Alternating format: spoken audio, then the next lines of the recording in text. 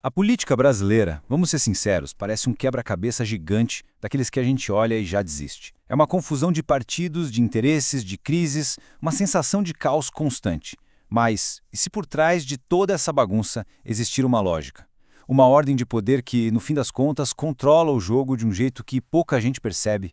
Para a gente entender isso, vamos olhar para 3 votações que aconteceram no intervalo de menos de 15 dias e que parecem não fazer o menor sentido juntas. Pensa só. Primeiro, a isenção do imposto de renda para quem ganha menos foi aprovada por unanimidade. Todo mundo a favor. Logo em seguida, um projeto para taxar apostas e investimentos foi simplesmente engavetado, depois de uma rebelião da própria base do governo. E um pouco antes, a famosa PEC da impunidade foi rejeitada por todo mundo numa comissão do Senado, depois de uma pressão popular gigantesca. Aí fica a pergunta, né? Como é que o mesmo Congresso, com as mesmas pessoas, toma decisões tão diferentes, tão contraditórias, em questão de dias? A resposta para esse mistério é o que revela como o poder realmente funciona no Brasil. Para desvendar esse enigma, nosso caminho vai ser bem direto. Primeiro, vamos ver as 2 grandes teorias que tentam explicar a política brasileira. Depois, a gente volta para aqueles 3 votos para ver como tudo se encaixa e, finalmente, entender as regras reais do jogo. Vamos começar com a história que todo mundo conhece, a versão mais famosa, a de que a política brasileira é um grande labirinto, feito para o conflito, feito para dar errado. Nessa visão, o sistema não só falha, ele foi desenhado para isso. É o que chamam de tese da ingovernabilidade. A ideia é que, se você juntar tantos partidos e tantos interesses diferentes, o resultado só pode ser um: paralisia, nada anda. E uma das principais causas para esse suposto caos seria o nosso federalismo. Quem explica isso muito bem é a cientista política Maria Hermínia Tavares de Almeida. Ela define o federalismo como uma mistura de cada um com seu governo, com todo mundo governando junto. Ou seja, União, estados e municípios precisam conviver, às vezes competindo, às vezes cooperando. E o que acontece na prática? Isso cria um monte de atores com poder de veto. A melhor imagem é de um carro com dezenas de freios de mão, e cada freio na mão de uma pessoa diferente. O presidente quer acelerar, mas um governador puxa um freio. Uma bancada no Congresso puxa outro. Qualquer um pode parar o carro. O resultado? O carro não sai do lugar.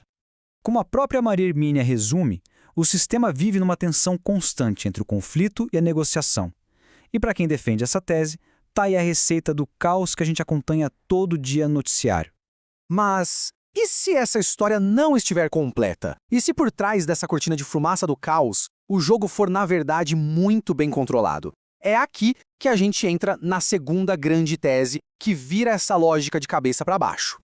A ideia aqui é a seguinte: esquece aquela imagem da presidência como refém do Congresso. Nessa visão é o contrário. A presidência é o centro do tabuleiro, com um poder imenso para ditar o ritmo e o resultado do jogo. O grande ponto de virada foi a Constituição de 1988. O cientista político Fernando Limonge mostrou que, a partir dali, a presidência ganhou um verdadeiro arsenal. Pensa bem, é o presidente quem propõe as leis mais importantes, como o orçamento. Pode editar medidas provisórias que já valem como lei e ainda pode pedir urgência para um projeto furar a fila. Isso é muito poder. Tá, mas será que esses superpoderes funcionam na prática? Bom, contra números não tem argumento. E os números são impressionantes. Se liga nesse dado: mais de 85% de tudo que vira lei no Brasil sai da caneta do Poder Executivo. Na prática, o Congresso passa a maior parte do tempo trabalhando no que o presidente mandou. E quando o governo resolve levar um projeto para votação, o que acontece? Vitória, em mais de 90% das vezes. Isso não é paralisia, gente. Isso é domínio. Aquela imagem de um monte de gente batendo cabeça simplesmente não se sustenta quando a gente olha os dados.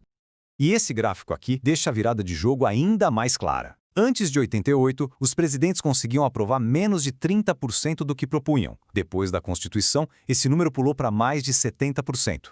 Não foi uma pequena mudança, foi uma revolução silenciosa nas regras do poder. Ok, então temos 2 visões potentes e que parecem opostas: a do caos e a do controle.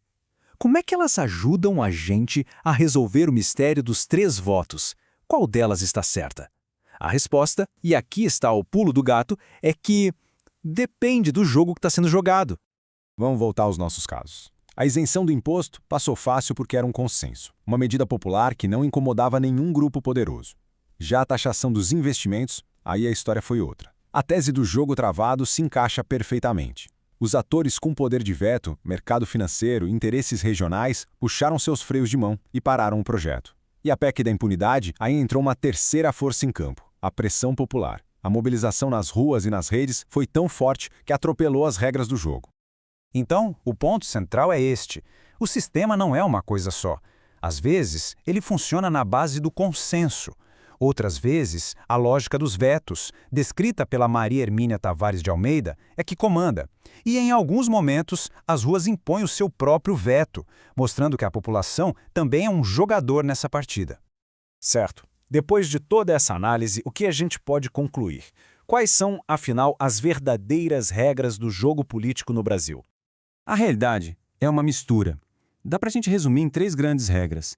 Regra número 1, baseada nos dados do Limonge. Quem dita o ritmo e a agenda do país é, quase sempre, a presidência. Regra número 2, vinda da análise da Almeida. O federalismo cria um monte de freios de mão que podem parar o governo. E a regra número 3, a Carta Coringa. Uma pressão popular massiva pode simplesmente virar a mesa e reescrever o resultado. E isso tudo nos deixa com uma última pergunta, que talvez seja a mais importante. Se o sistema tem regras de funcionamento tão definidas, por que a percepção de quem está de fora da população é de uma crise permanente, de um caos sem fim? Talvez o problema não seja a ausência de regras, mas sim para quem elas realmente funcionam. Uma reflexão e tanto, não é mesmo?